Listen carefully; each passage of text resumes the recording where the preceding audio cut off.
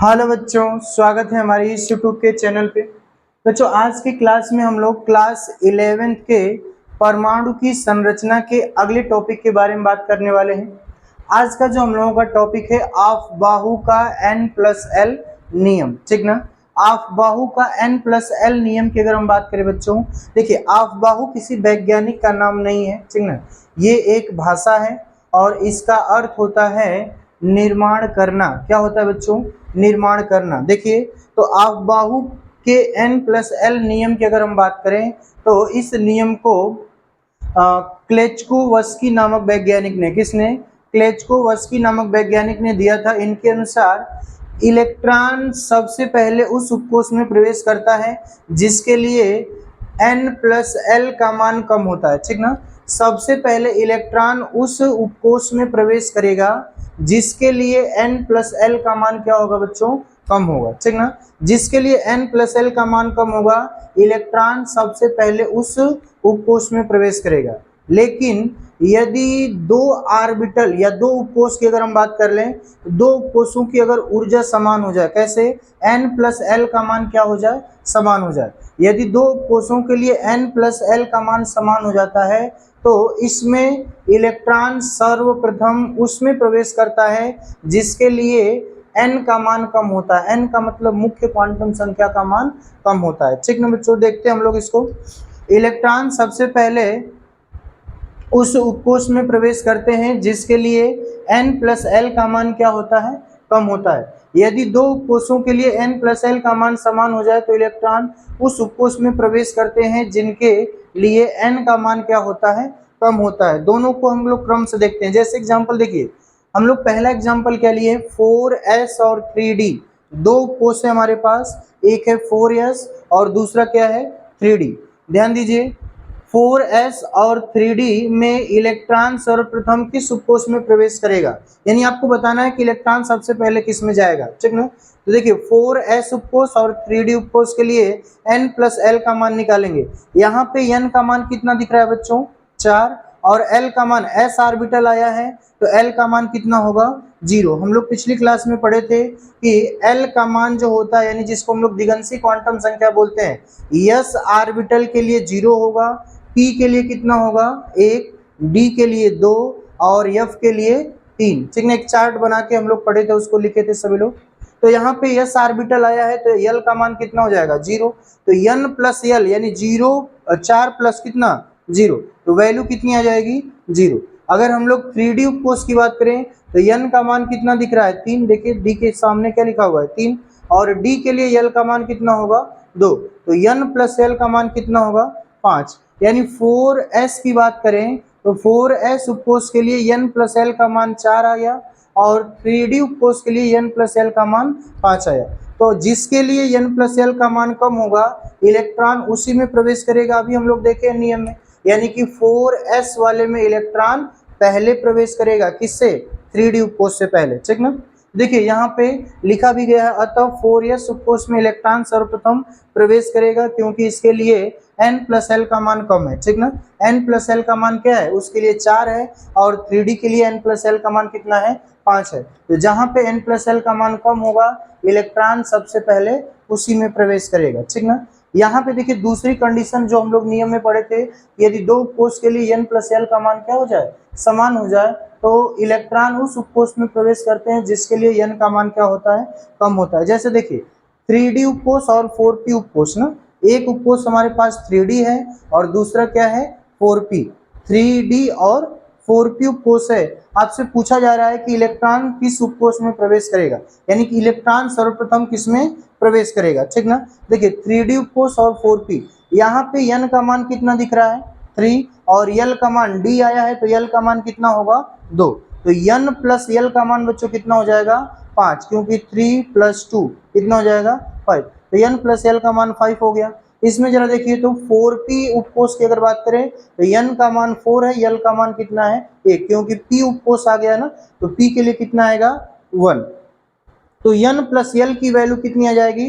4 + 1, यानी कि इसका मान भी कितना आ गया? 5। तो यहाँ भी n+L का मान 5 है, यहाँ भी L + n का मान 5 है। तो जरा ध्यान देंगे सभी लोग, अतः दोनों उपकोष के लिए n प्लस एल का मान समान है ना, यानी 3d और 4p दोनों उपकोषों के लिए l का मान क्या है, समान है।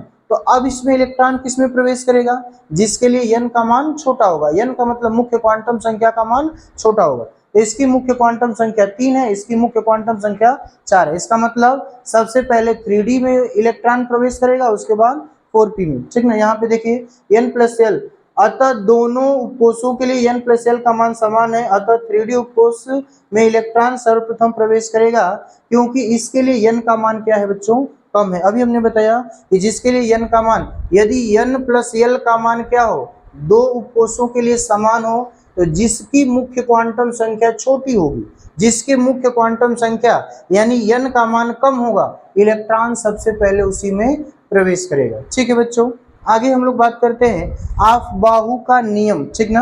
अफबाहु के नियम की अगर हम बात करें तो देखिए अभी हमने बताया आपको कि अफबाहु का अर्थ निर्माण करना होता है, ठीक ना। क्या करना होता है, निर्माण करना होता है, ठीक ना। ये एक भाषा का नाम है, निर्माण करना इसका अर्थ होता है। और इस नियम के अनुसार किसी परमाणु के उपकोष में इलेक्ट्रॉन का प्रवेश, ठीक ना, किसी परमाणु में अगर हम लोग बात करें इलेक्ट्रॉन का जो प्रवेश होता है, ठीक ना, किसी परमाणु के उपकोष में इलेक्ट्रॉन का जो प्रवेश होगा ऊर्जा के बढ़ते क्रम में, किस क्रम में, ऊर्जा के बढ़ते क्रम में होता है, ठीक ना। और इसी पे आधारित है आपका इलेक्ट्रॉनिक विन्यास। तो अगला टॉपिक हम लोग देखते हैं इलेक्ट्रॉनिक विन्यास। अगला टॉपिक देखिए बच्चों इलेक्ट्रॉनिक विन्यास, ठीक ना। इलेक्ट्रॉनिक कॉन्फ़िगरेशन क्या होता है, ध्यान देंगे सभी लोग। अफबाहु के अनुसार, किसके अनुसार, अफबाहु के अनुसार ऊर्जा के बढ़ते हुए क्रम में ऑर्बिटलों को व्यवस्थित करने की क्रिया को ही हम लोग क्या कहते हैं, इलेक्ट्रॉनिक विन्यास, ठीक ना। ऊर्जा के बढ़ते हुए क्रम में ऑर्बिटलों को व्यवस्थित करने की क्रिया जो अफबाहु ने अपने नियम में दिया था, तो ये ऊर्जा के बढ़ते हुए क्रम में ऑर्बिटलों को व्यवस्थित करने की जो क्रिया होती है, जो प्रोसेस होता है, उसी को हम लोग बोलते हैं इलेक्ट्रॉनिक कॉन्फ़िगरेशन, ठीक है, इलेक्ट्रॉनिक विन्यास।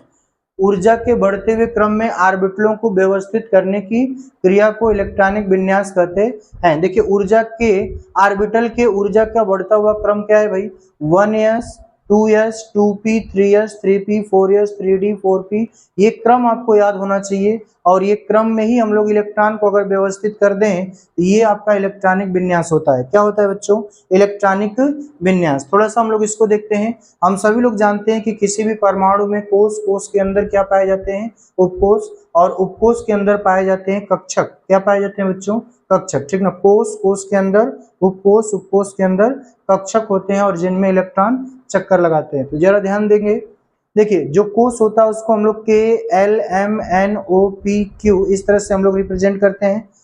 जो उपकोष होता है, उपकोष की संख्या देखिए एस पी डी एफ, 4 उपकोष होते हैं हमारे पास।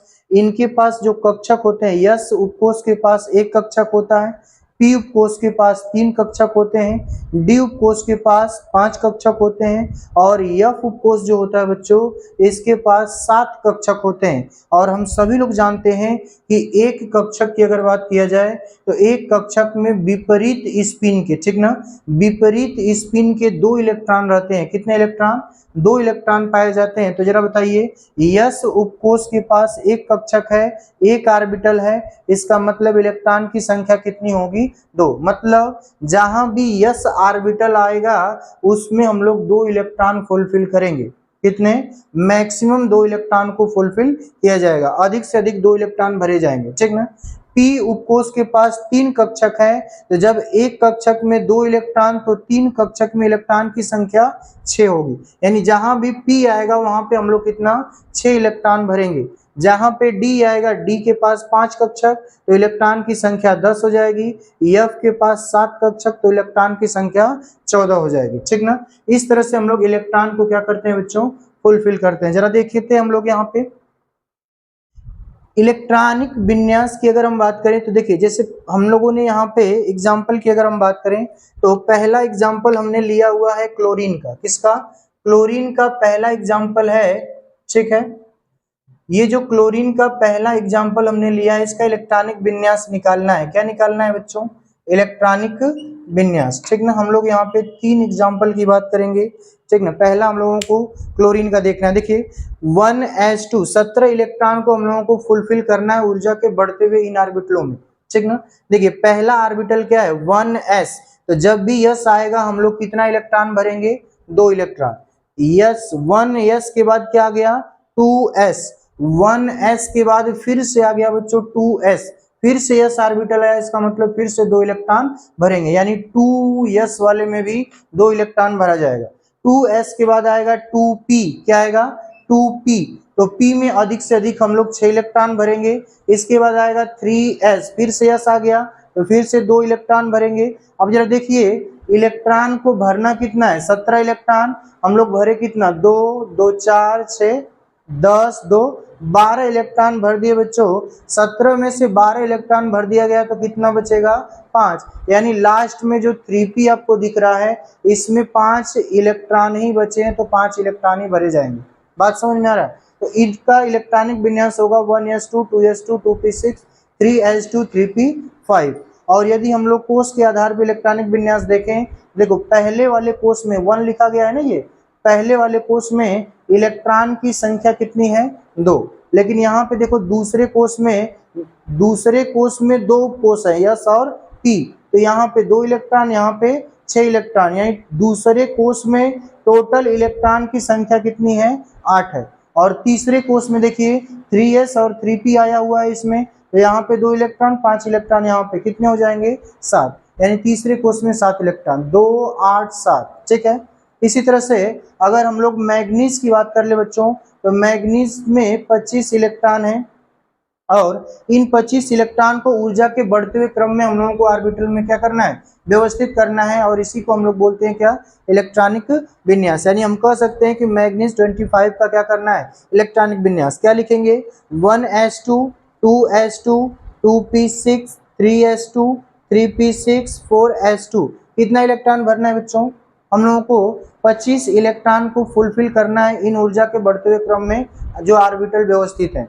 तो पहले वाले ऑर्बिटल में 2 इलेक्ट्रॉन, दूसरे वाले में 2, कितने हो गए 4, फिर आगे 6 10 हो गया, फिर आगे 2 12 12 6 18 2 20 इलेक्ट्रॉन हम लोगों ने 4s तक 20 इलेक्ट्रॉन भरा। 4s के बाद अगला क्या आएगा 3d, d में अधिक से अधिक 10 इलेक्ट्रॉन हम लोग भर सकते हैं, लेकिन बचा कितना है 5 इलेक्ट्रॉन ही बचा है। 25 इलेक्ट्रॉन भरना था, 4s तक हमने 20 इलेक्ट्रॉन भर दिया तो 5 इलेक्ट्रॉन बचेगा। 3d वाले में हम लोग कितने इलेक्ट्रॉन भर देंगे 5 इलेक्ट्रॉन। और कोष के आधार पे देख ले बच्चों, तो पहले कोष में 2 इलेक्ट्रॉन, दूसरे कोष में 8 इलेक्ट्रॉन, तीसरे कोष में देखिए 6 और 2 यहाँ पे 8, तो यहाँ इलेक्ट्रॉन दिख रहा है, और 3d वाला ये भी तीसरे कोष का ही है तो 5 इलेक्ट्रॉन इधर, तो 8 5 13 इलेक्ट्रॉन, और चौथे वाले में 2 इलेक्ट्रॉन। इस प्रकार से हम लोग कोष में भी इलेक्ट्रॉनिक विन्यास इसके माध्यम से निकाल सकते हैं। ठीक ना, आगे हम लोग देखते हैं फास्फोरस का। फास्फोरस का इलेक्ट्रॉनिक विन्यास दिया गया बच्चों, देखिए 1s2 2s2 2p6 3s2 3p3। ठीक ना, कैसे 15 इलेक्ट्रॉन को हमको भरना है, 2 इलेक्ट्रॉन 2 4 6 10 2 12 इलेक्ट्रॉन भर दिए गए, तो 3p वाले में 3 ही इलेक्ट्रॉन बचा होगा, यानी 12 3 15 इलेक्ट्रॉन। कोष में देखेंगे तो 2 8, और तीसरे वाले कोष में कितने हो जाएंगे 3 और 2 5 2 8 5। ठीक है, ये इलेक्ट्रॉनिक विन्यास होता है, और इसी प्रकार से हम लोग इलेक्ट्रॉनिक विन्यास को निकालते हैं। ठीक ना, यहाँ पे इलेक्ट्रॉनिक विन्यास निकालने का क्रम आपको सिखाया गया है बच्चों।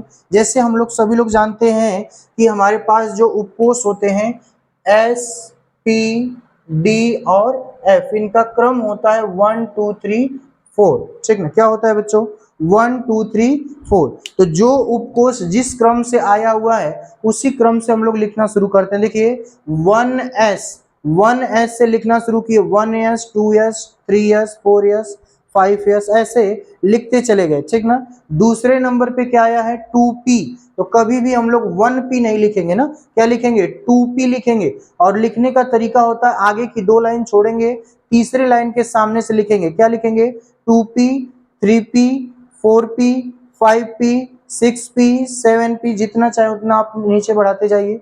फिर तीसरे नंबर पे d ऑर्बिटल दिख रहा है, तो कभी भी 1d नहीं आएगा ना तो 2d आएगा। ठीक ना, जो जिस नंबर पे आ रहा है उसी नंबर से लिखना प्रारंभ करते हैं। तीसरे नंबर पे क्या दिख रहा है, डी, तो हम लोग देखिए 3D से लिखना शुरू किया है, आगे की 2 लाइन, इसके आगे की 2 लाइन हमने छोड़ दिया, ठीक ना, और यहाँ से 3D 4D 5D 6D।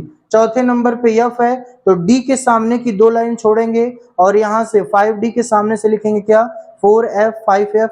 अब नीचे चाहे जितना चाहे उतना लिखते जाएं। अब देखिए इसमें हमेशा दाहिने से बाएं की तरफ चलते हैं, दाएं से बाएं आएंगे तो जो हम लोगों ने ये क्रम लिखा है वही क्रम प्राप्त होगा बच्चों। देखो पहला क्या मिलेगा, 1S लिखा हुआ है, फिर क्या मिलेगा 2S, फिर क्या मिलेगा 2S के बाद देखिए फिर पीछे गया है ना 2P 3S, 2P 3S, 3S के बाद फिर पीछे गया 3P 4S, यहाँ पे देखिए 3P 4S, फिर क्या मिलेगा 3D, 4S के बाद देखो पीछे गया है ना, क्या मिलेगा 3D, 4P 5S, ऐसे आपको ये क्रम मिलता चला जाएगा। तो ये क्रम निकालने का तरीका है, अगर आपको ये क्रम भूल गया तो आप इस प्रकार से निकाल सकते हैं।